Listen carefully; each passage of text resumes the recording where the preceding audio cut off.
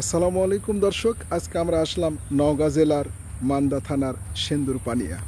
আর সেন্দুরপানিয়া নামটা অতি পুরাতন নাম।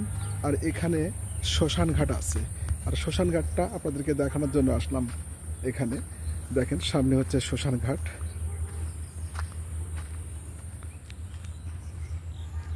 এই যে দেখেন,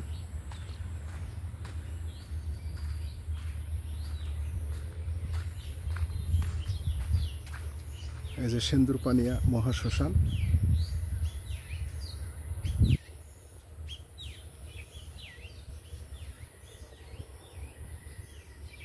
এখানে হিন্দু সম্প্রদায়ের যেগুলো লোক মারা যায় তাদেরকে নিয়ে এসে এখানে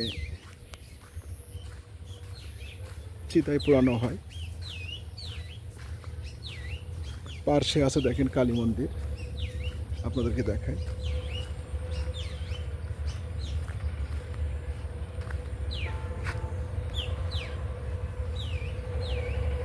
এটা হচ্ছে কালী মন্দির।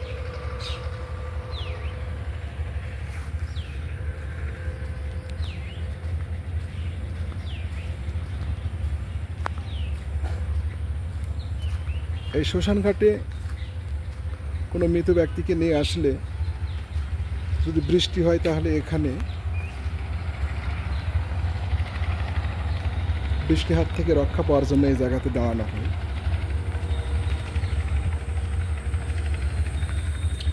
দেখেন, অনেক সুন্দর জায়গা, যেখানে হাজার হাজার মৃত ব্যক্তিদেরকে এখানে চিতায় পোড়ানো হয়েছে। দেখেন, তাদের সমাধি এখানে, বিভিন্ন জায়গায় তাদের সমাধিগুলো আছে। এভাবে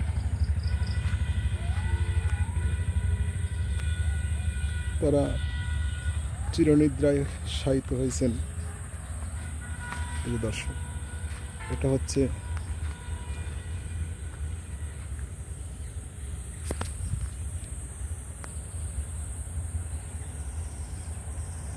বাঁধাই করা আছে। এটা পুরোটাই সরকারি জায়গা, যেখানে শ্মশানঘাট নামে পরিচিত।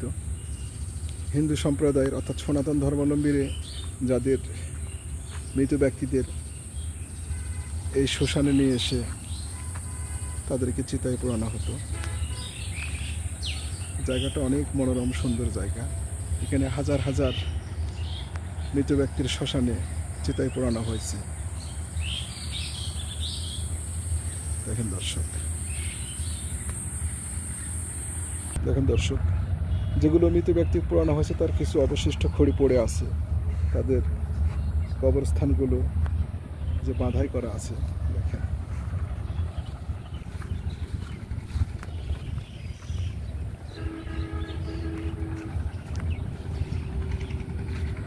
এই যে দেখেন দর্শক, পুরোটাই শ্মশানের অনেক খড়িগুলো অবশিষ্ট পড়ে আছে মৃত ব্যক্তি পোড়ানোর পর। যারা সনাতন ধর্মাবলম্বী আমাদের মান্দা তথা মোহনপুর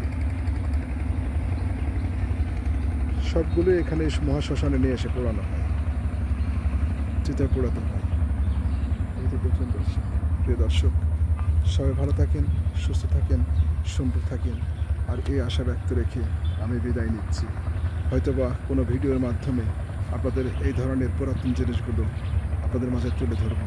আর এই আশা ব্যক্ত রেখে আমি বিদায় নিচ্ছি। আসসালামু আলাইকুম।